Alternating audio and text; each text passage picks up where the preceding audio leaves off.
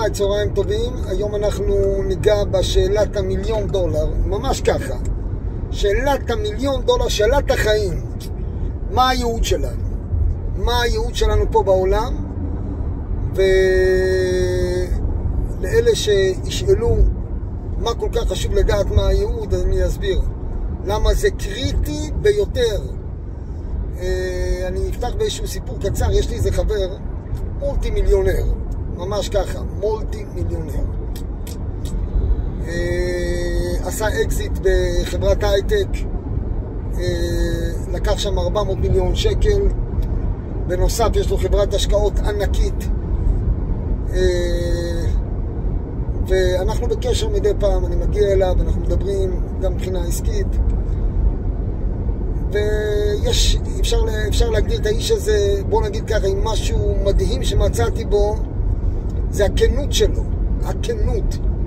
אדם חילוני גמור, בהגדרה הישראלית תקראו לזה שמאלני, איש ענק, ענק, איש כנה ברמות הזויות. ויום אחד הוא אומר לי, יוסי, אני רוצה לדבר איתך משהו אישי. נכנסתי אליו למשרד, הוא אומר לי, יוסי, אני מכיר אותך מספר שנים, כל פעם אני רואה אותך וכל פעם משהו נושך אותי בתוך הבטן, ואני חייב לדבר איתך על זה. ואז הוא מספר לי את רוב עושרו וגודל כבודו, כמה כסף עצום שיש לו, ולא חסר לו כלום בעולם הזה. ואז הוא מוציא את המילה הבאה, יוסי, אין לי כלום בעולם הזה. אני מרגיש ריק. אני רואה אותך דלוק, כמו שאני מבין, אני משהו לא בהיר לי. יש לי הכל ואין לי כלום, אין לי טעם בחיים. צריך להיות כנה, אמיץ. צריך להיות כנה כדי לשים את הדברים על השולחן. ופה מגיע שיחת $1,000,000, אני קורא לזה $1,000,000, אין לזה, זה הרבה יותר מזה. זה החיים שלנו.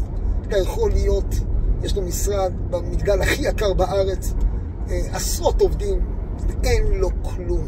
זאת אומרת, זה לא קשור למצב הפיננסי, לא קשור למצב הנפשי. ברגע שאתה לא בייעוד שלך, לא בתפקיד שלך, זה לא משנה מה יהיה לך, מה יש לך. אתה אדם שלא שמח, אתה יודע מה? אני אקרא לזה אפילו סובל. ופה בסייעתא דשמיא, אני כבר לא ילד צעיר, עוד חודש אני כבר בגיל 52, ואני נותן מתנת חיים לכל מי ששומע את זה. איך לזהות. אין מצב שמישהו ששומע את ההרצאה הזאת, אני תוך כדי תנועה, שזה בכוונה רציתי שזה יהיה תוך כדי נסיעה, כי הדברים הכי יפים, הכי גדולים שמגיעים לחיים, הם תוך כדי. הם בלי כוונה, הם תוך כדי תנועה, תוך כדי נסיעה. אין מצב שמישהו שומע את זה לא ידע לזהות אצלו את הייעוד שלו. קצת עדינות, קצת זהירות, הכל בזהירות. לדעת מה הייעוד שלו ולהסתער על החיים. להסתער על החיים בשמחה, באהבה, בלי ברקסים, להסתער על הדברים האלה. אני חייב להגיד איזה שאלה ששאלנו בפרשת שבוע. יעקב אשתם, יושב אוהלים, ואז אנחנו רואים שהיעקב התם הזה מתחיל את הקומבינה מספר A בגנבת הברכות. עוד לפני כן, בקניית בכורה בנזיד עדשים. אלה המילים. זאת אומרת, עסקה בפוקפקת שהוא קונה בכורה בקומבינה שהוא פתח אותה ראשונה. אשתם לא נוהג בצורה כזאת. קומבינה מספר B זה כשהוא גונב את הברכות, באחיך במרמה. תכף ניגע במפרשים, ממש בקצרה, אני אעשה את זה זריז כדי שלא יהיה כבד. אנשים אמרו לי, סרטון יותר מ-30 שניות, אף אחד לא רואה, זה לא מעניין אותי. מי שיש לו זכות וקיבל מתנת אלוהים, יזכה לראות את הסרטון הזה. קומבינה מספר B, אני אגע בקומבינות הגסות, כן? אחרי זה לא לרדת לרזולוציה. קומבינה מספר B, הוא בא וגונב את הברכות, מתחפש לעשיו, ומקבל ברכות שלא היו ראויים לו מלכתחילה. אין לו כבר בעיה של כיבוד אב ואם, דברי הרב, דברי התלמיד, דברי מי שומעים, והוא מרשה לעצמו, אנחנו רואים שאמא שלו אמרה לו, הוא חושש, יעקב חושש, אולי ימושני אבי והבאתי עליי כללה ולא ברכה. הוא חושש להתאפס. לעצם המעשה, הנלוז הזה, הרמאות הזאת, הוא בכלל לא חושש, זה לא שיקול בסיטואציה. כל הפחד שלו זה אולי שהוא יתאפס בביתי עליי כללה, אמא שלו מרגיעה אותו, עליי כלילתך בני, בסדר גמור, אבל אנחנו רואים שהאיש התם הזה, שהוא בחיר האבות, הוא בחיר האבות, זה לא אברהם, זה לא יצחק, אברהם הוא היה אקסטרה חסד, מאקסטרה חסד יוצא ישמעאל, שעושה חסד עם נשים נשואות, זנות, מאקסטרה דין יוצא קילר, שקוראים לו עשיו, ויעקב הוא המידה המאוזנת. יעקב הוא נקרא תפארת, התפארת בקבלה הוא האזור, הוא מסומן במקביל לאזורי הגוף, הוא מסומן כאזור הלב. הלב מזרים דם לכולם, נותן לכולם, לוקח מכולם, הוא הדבר הכי חשוב, הוא הדבר הכי מרכזי בגוף, הוא מזין את כולם, הוא מפמפם ללא סוף, זה יעקב, האיזון המדויק. אנחנו חוזרים לשאלה איך ייתכן שיעקב התחיל, האיש התם הזה גונב ברכות, קונה בכורה בעסקה, לא עסקה, עוד קומבינה, אני בכוונה נוגע בגסות, הוא לוקח את הצאן של לבן, עושה פצלים, כשהם הולכות לשתות הוא חותך את מגלף את הכנסוף, ואז הן רואות כנסוף תוך כדי העיבור שלהם והזיווג שלהם, הן מתעברות בנקוד ותלו, ואז הכל נהפך להיות שלו. גם קומבינה מתוחכמת לחלוטין, הוא משחק ב-DNA של העיבור ויוצר לעצמו הון, לא עושה הון ולא במשפט, וחצי ימיו יעזבנו. אלה שאלות קריטיות. הרש"י, התנחומה, כולם מתרצים תירוצים. אני מעדיף להישאר עם כאבי בטן ולא לקבל את התירוצים האלה. אני זה יעקב, עשיו הוא בכורך, בלה בלה בלה.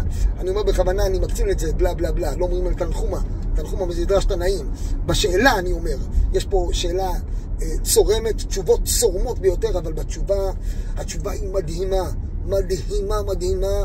והיא בעצם עוזרת לנו איך להגיע למצב של לגלות ולזהות את הייעוד אצלנו. אז יש לנו את יעקב שהוא נולד איש תמים. הוא נולד תם, הוא טיפוס רגוע. יש לנו את עשיו שהוא נולד קילר, הוא איש שדה, הוא איש צייד, הוא אותו יום 5 עבירות. אז כן, זאת אומרת, הם נולדו בשני צבעים שונים. אנחנו קצת נצלול לעומק, אני אשמור בכוונה את הקטע האחרון, איך לזהות את הייעוד. כשבן אדם יודע מה הייעוד שלו, כולו מתמלא שמחה, עונג, כולו מקרים, כולו תועלת לציבור, תועלת לכל מי שמסביבו, תועלת לכל מי שמסביב. ונתחיל ככה לאט לאט לסדר את זה. זה שנולדת יעקב איש תם, ויש לך אופי נעים וחביב ונוח לבריות ושקט ויושב בבית מדרש שם ועבר, זה בעצם לא אומר כלום. כשתצא לחיים, האם תמשיך להתנהג ככה? ואז הוא יוצא לחיים, בפעם הראשונה הוא יוצא לחיים, מתחיל להתגושש עם עשיו, והפגישה הראשונה עם החיים יוצרת עסקה, אני אקרא לה בשמה עסקת נזיד העדשים. עסקה שנייה, גניבה. עסקה שלישית, קומבינה עם לבן. ואם אנחנו רואים, זה נקרא לולאות. שימו לב, משחק הלולאות. ככה זה התחיל עם אדם הראשון. אנחנו מקבלים אופי שאנחנו טובים בו, מסתבר שאנחנו לא טובים בו בכלל. מקבלים אופי שאנחנו לא טובים בו, זה האופי הכי אידיאלי שיש לנו. יעקב אבינו מקבל אופי טוב, אבל הוא יצטרך להוכיח, to prove it, להוכיח שהוא אכן שחקן נאמן בעניין הזה של איש תם. יעקב יוצא לחיים, ואז שימו לב מה קורה. הוא גונב את הברכות, עסקת נזיד העדשים, ואז הוא מגיע 7 שנים הוא עובד בשביל אישה שהוא הבין שזאת הזיווג משורש נשמתו, ואחרי 7 שנים, שימו לב מה קורה. אחרי 7 שנים דוחפים לו את לאה, ואז הוא אומר, ויעקב בבוקר, למה רימיתני? שימו לב, למה רימיתני? פה אנחנו נפגשים עם סיטואציות שאנחנו בישלנו לעצמנו. למה רימיתני? בא אחיך במרמה. כשאתה לקחת את הברכות, אמרת, אנוכי, הבכור, אנוכי. שימו לב את התנחום, איך מדויק, מדרש תנאים נאמר ברוח הקודש. אנוכי, האתה זה עשיו בני, אנוכי, אני בכור עשיו אחיך. אבל רק השם השתנה, רק השם, שיננתי את השם, השם רק שונה. אבל אני הוא הבכור, כי קניתי את הבכורה. מופיע במדרש תנחום, הבכור לבחירה והקטן לקטנה, לכן עיני לאה היו רכות, כי הייתה בוכה שהייתה צריכה ליפול בחלקו של עשיו. אכן קרה בדיוק מה שיעקב אמר. הבכור לבכור. הבכורה לבכור, והוא אכן התחתן עם לאה. למה רימיתני? במפגש הזה של פתיחת הלולאה בין התם לבין הקומבינה שנעשתה עליך מהקומבינה שאתה פתחת, פה אתה אמור לפגוש את הבורא לא פחות ולא יותר, ולהבין למה רימיתני. מי זה למה רימיתני? למה אני הייתי בסיטואציה של הרמאות. כנ"ל לגבי הבכורה, אתה קנית בכורה בנזיד עדשים בעסקה לא עסקה, קיבלת את הבכורה על הראש שלך, וזה מה שקיבלת עם לאה. כנ"ל לגבי הפצלים שהוא פיצל, אני בכוונה נוגע רק בשלוש המרכזיות. לגבי הפצלים שהוא פיצל והפך את העזים לנקודים עקודים ונקודים ואלה שיהיו שלו, כשהוא פוגש את עשיו, שימו לב איך נסגר מעגל. אומר הרמב"ן הקדוש, איך יכול להיות שיעקב עשה פיצל פסלות? זה גזל גמור. אומר הרמב"ן הקדוש של עשיו, כשהוא הכין את הדורון, הוא נתן לו את כל מה שהוא עשה, את כל הכסף וכל הרכוש שהוא עשה בבית לבן, הוא נתן לו. זאת אומרת שהקדוש ברוך הוא מצמצם אותנו לצמצום ענק. הוא היה פה בגישה גורלית של בין חיים למוות, הוא ידע שהוא הולך למות. הכין את עצמו לדורון, לתפילה ולמלחמה, הוא ידע שהמצב קשה מאוד. כתוב 400 איש עמו, וישקהו, נקוד על וישקהו, וישקהו ללמדך שנשק אותו, רצה לנשוק אותו בעורק הראשי, לשתות לו את כל השבע דם, להראות לאלופים שלו מי זה עשיו, איזה שנאה הייתה לו. באותו יום נעשה לו נס, נהפך לו הצוואר לשיש, ואז שם כתוב שהוא נתן לו את כל מה שהוא עשה מלבן במרמה. הנה אנחנו רואים סגירת מעגל שהוא מחזיר את זה לעשיו. פה אנחנו רואים משהו נפלא ביותר, שכל זה שנולדת עם אופי מסוים לא אומר שאתה מושלם בזה. זה, אם נולדת באופי לא טוב, לא אומר שאתה לא טוב בזה. אני קורא עכשיו את רבי צדוק הכהן מלובלין בספרו צדקת הצדיק פרק מ"ט. שימו לב, זה עונה על הכל מכל כל. חייבים לעשות צלילות עומק, ללמוד את התורה, כי התורה היא תורת חיים שלנו. אם נדע לפצח את כל מה שהיה עם האבות, אנחנו נדע לפצח את החיים שלנו. אומר רבי צדוק הכהן מלובלין בצדקת הצדיק מ"ט, אני מציע להסתכל על זה בפנים, אור, נותן אור, אומר ככה, כל אחד ידע, שימו לב, לשמוע היטב היטב, ואז ניתן לדעת מה הייעוד בחיים ולהתחיל לטוס על החיים. כל אחד ידע שבמה שיצרו תוקפו ביותר הוא כלי מוכן לאותם הדברים ביותר להיות נקיים וזקים אצלו. אז שימו לב, אם אנחנו רוצים לדעת מה הייעוד שלנו, ספר לי במה נפלת בחיים. אם אתה גנב ויש לך כל מיני חשק אז לגניבה וגזל, שים לב, אתה יכול להיות מנהל ענק של מאות מיליונים, להיות הכי מדויק בסגירת הלולאה שלך. ממשיך רבי הצדוק הכהן מלובלין ואומר, ודברים שהרבה לפשוע בהם, ידע שהוא כלי מוכן דווקא דייקה באותו דבר להיות נקי ובר לבב, כי כל אחד נברא לתיקון איזה דבר פרטי אשר בו נתייחדה נפשו. פשוט מתנה, מתנה, מתנה, מתנה לחיים. אם אתה רוצה לדעת מה הייעוד שלך, למה אין לך דרייב בחיים, למה אין לך שמחה בחיים, שב עם עצמך בצורה כנה. כנות זה הדבר הכי חשוב שיכול להיות בעולם. שב עם עצמך בצורה כנה, תכתוב על נייר. במה אתה חוטא? חוטא בכעס, חוטא בגזל, חוטא בנשים, חוטא בעריות. במה אתה נופל? במה נפלת? בדבר שנפלת, במה שאתה הכי לא טוב, אתה הכי טוב בו. שם יהיה לך את התיקון, שם תיסגר הלולה. לגבי יעקב, יעקב השתם על פניו. הוא מתחיל את המשחק של החיים בישיבת שם ועבר. 12 שנה פה, 12 שנה שם. כשאתה יוצא לחיים, אתה פותח לולאות.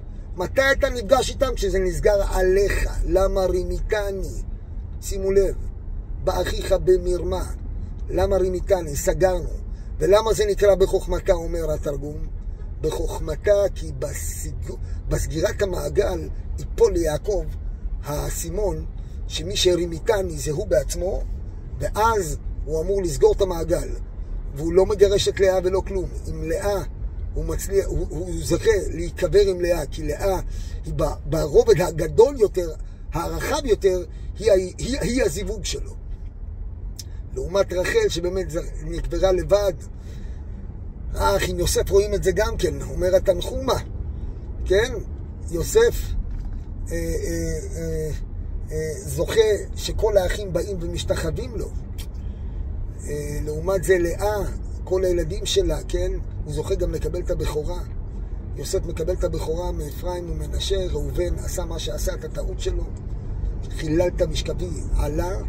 זוכה יוסף לקבל את הבכורה מיעקב על ידי אפרים ומנשה. אנחנו רואים גם פה סגירות מעגל, גם של יוסף, איפה שלא תהפכו את זה. יוסף היה רגיל בפטפוטי לשון ובסלסול שיער. הוא עובר מה שהוא עובר, 12 שנה בכלא, ואז כתוב שהוא עלה למלכות ואבא שלו שהגיע, מעולם לא נתייחד יוסף עם אביו. למה? שלא יעיז, שלא בטעות ישאל אותו איפה נעלמת, והוא יצטרך לדבר לשון הרע. הוא לעולם לא, תמיד הוא בא עם הצבא לאבא שלו, דיבורים מאוד קונקרטיים, מדויקים, והוא חייב לצאת להמשיך לפעילות. מעולם לא מתקן את הדבר שפגמנו. כל מה שפגמנו, שם התיקון שלנו. אני מאוד מקווה שעזרתי. כל אחד צריך לשבת עם עצמו בצורה כנה, לרשום במה הוא חטא, במה נפלת, שם התיקון שלך. לך תסתער על החיים, תהנה, זה נקרא ייעוד. כשאתה נוגע בייעוד שלך אתה מאושר. לא משנה כמה כסף אתה עושה בזה, כמה כסף יש לך, כמה כסף אין לך. משם אתה הולך רק לצמוח. ברכה והצלחה, שבוע מוצלח לכולם.